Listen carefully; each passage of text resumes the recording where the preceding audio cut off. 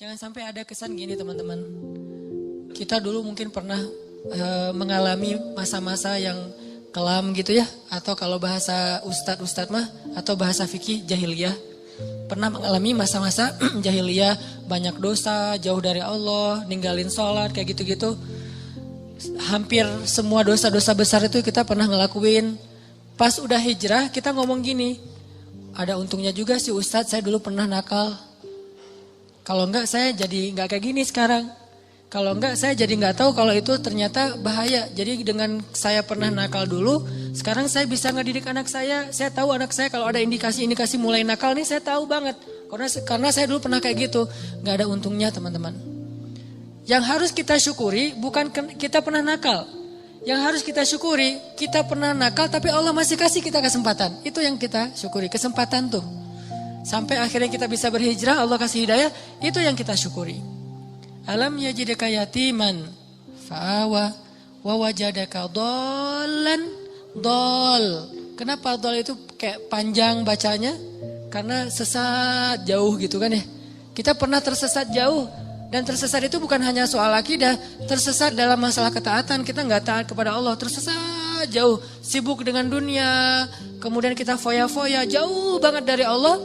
Wa wajadaka dhallan fahada. Allah tarik balik kepada kebaikan. Yang harus kita syukuri bukan dhalnya, tapi fahadanya, hidayahnya. Karena kalau kita berpikir untung juga saya dulu pernah nakal, ini bagian dari kita salah faham terhadap Allah. Jadi nggak ada baiknya kita pernah nakal, nggak ada baiknya kita pernah bandel, nggak ada baiknya kita pernah jahiliyah, pernah bikin dosa. Baiknya adalah alhamdulillah kita bisa taubat, bisa hijrah. Dan kalau kita dengar cerita orang-orang yang ngisahin masa lalunya, jangan takjub kepada dianya, tapi kita takjub kepada Allahnya. Ya Allah baik banget ya, dia udah sejauh itu Allah nggak ilfil sama dia. Dia udah sejahat itu Allah nggak ninggalin dia. Dia udah sezalim itu sama Allah, mencurangi hak-hak Allah. Allah nggak nutup pintu rahmat untuk dia. Allah itu maha baik. Jadi yang kita kagumin tuh Allah yang udah nyelamatin dia dari masa-masa yang sulit. Bukan justru dia, oh hebat ya lo bisa bikin dosa terus taubat, enggak. Bukan dia yang hebat, Allah yang hebat.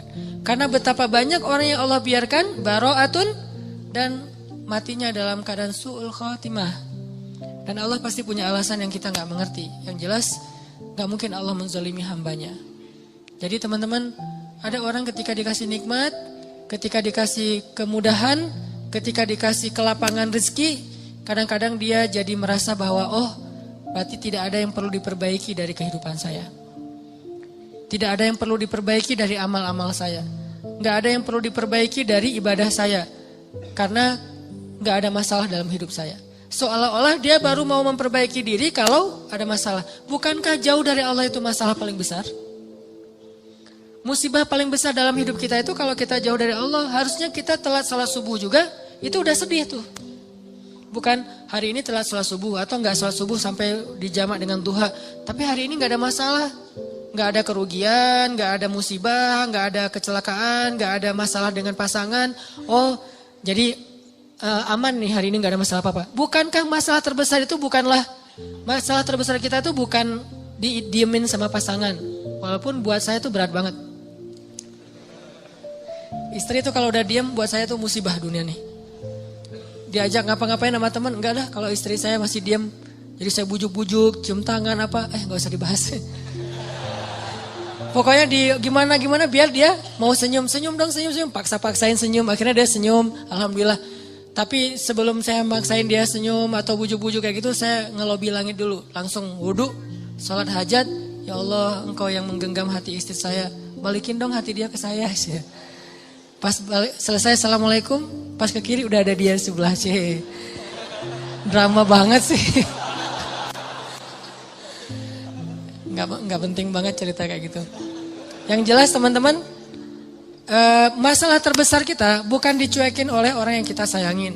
Masalah terbesar kita bukan ada musibah atau kecelakaan di jalan. Masalah terbesar kita bukan nggak dapat proyek, tender kita nggak goal gitu. Masalah terbesar kita bukan sakit. masalah terbesar kita dalam hidup kita itu adalah ketika kita jauh dari Allah SWT. Bisa jauhnya hari ini target tilawah nggak dapat, bisa jauhnya sholat nggak khusyuk, bisa jauhnya sholat kelewat, bisa jauhnya apalagi akhlak nggak benar, kok jadi hari ini saya kepancing emosi. Bisa jauhnya ada orang butuh pertolongan, ditolong oleh orang lain duluan, bukan kita. Padahal kita butuh nolong dia. Jadi bukan dia yang butuh kita, tapi kita butuh nolong dia supaya Allah nolong kita. Tapi hari ini nggak ada yang datang ke rumah kita, kan sedih tuh harusnya ya. Biasanya setiap hari ada aja yang minta tolong ke saya, tapi hari ini kok nggak ada ya. Itu harusnya jadi masalah besar buat kita. Itu aja udah bisa bikin kita nggak kegeeran. Dan nikmat terbesar dalam hidup kita bukan dikasih rezeki, walaupun itu kebaikan.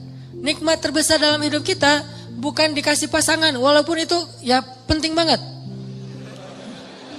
Saya nggak berani ngomong nggak penting, bahaya nanti Allah cabut lagi kan jadi jomblo, saya kan kasihan, nggak bisa ngebully orang. Nikmat terbesar dalam hidup kita bukan dikasih pasangan, walaupun itu penting. Nikmat terbesar dalam hidup kita itu bukan kaya raya, walaupun pengen sih. Ada yang pengen miskin? Nabi Muhammad yang pengen miskin. Walaupun kita tahu itu baik, tapi kita nggak berani. Kalau berani coba aja doa. Ya Allah, please dong miskinkan saya. Nggak ada yang berani kan ya?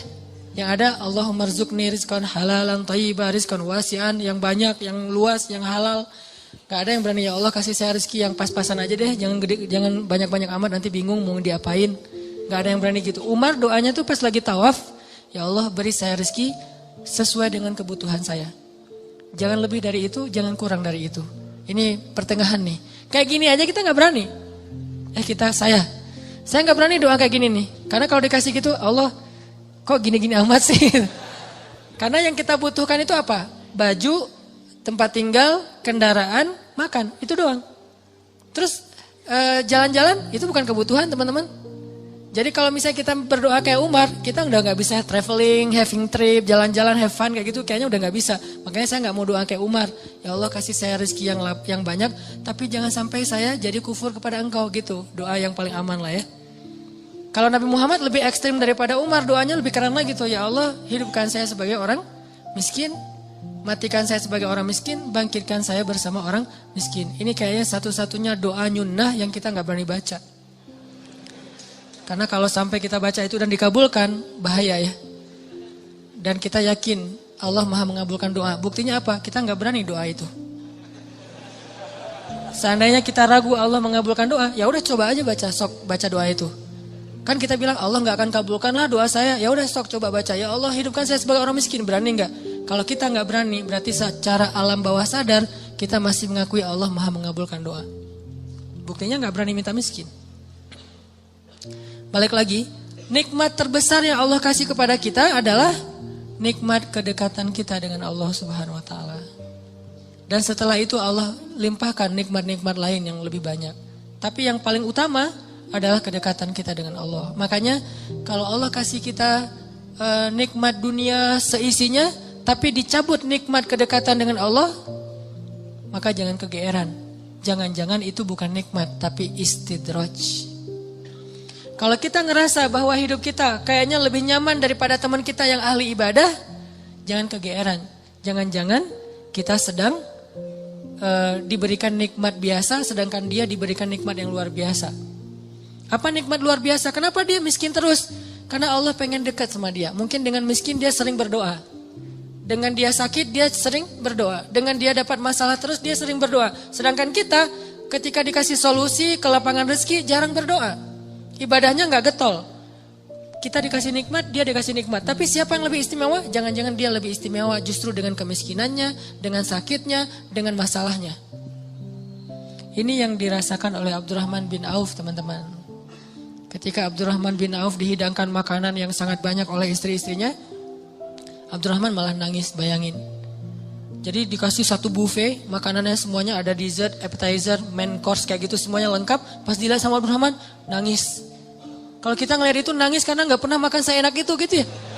Ini nangis karena aduh kok gini-gini banget ya hidup saya kok nikmat banget sih. Akhirnya istrinya nanya kepada Abdurrahman, "Ma yubki kayak Abdurrahman, kenapa kamu nangis wahai Abdurrahman bin Auf?" Kata Abdurrahman, "Bagaimana saya tidak nangis? Ada orang yang lebih soleh dari saya, hidupnya susah. Siapa dia? Hamzah dan Mus'ab bin Umair. Sampai keduanya ketika meninggal dalam perang Uhud, saking miskinnya gak punya kain kafan. Satu-satunya kain kafan mereka selimut kecil yang kalau ditutup kepala kelihatan kaki. Ditutup kaki kelihatan kepala. Saking miskinnya gak punya apa-apa untuk dikafanin. Sedangkan saya yang amalnya sedikit, Allah limpahkan nikmat yang sangat banyak. Saya jadi curiga, kata Abdurrahman bin Auf. Curiga apa? Jangan-jangan mereka yang lebih soleh, kesolehan mereka itu dibalas oleh Allah nanti di akhirat, makanya diirit di dunia. Sedangkan saya nggak soleh-soleh amat, ketidaksolehan saya itu dibalas di dunia, terus dapat apa nanti saya di akhirat? Nangislah Abdurrahman bin Auf, nggak jadi makan. Ini artinya orang kaya tapi nggak GR. Kalau yang barusan kita baca di surah Al-Kahfi, orang kaya GR, Allah sayang banget ya sama saya, nanti kalau saya meninggal pasti dikasih yang lebih banyak lagi. Ini teman-teman, ternyata ukurannya biar kita nggak GR itu adalah siapa yang paling dekat kepada Allah. Kalau ada orang kaya dengan kekayaannya rajin sedekah, kita harus acungkan jempol. Oh berarti dia dengan kekayaan itu makin soleh. Kalau kita dengan kekayaan rajin sedekah, rajin bantu orang lain, mudah-mudahan kita husnuzon di sini. Tapi kalau dengan kekayaan kita jadi lalai, jangan kegeeran. Di sini bukan bab husnuzon, tapi bab introspeksi diri. Jangan-jangan kita kena istijraj level 1 walaupun belum level 7.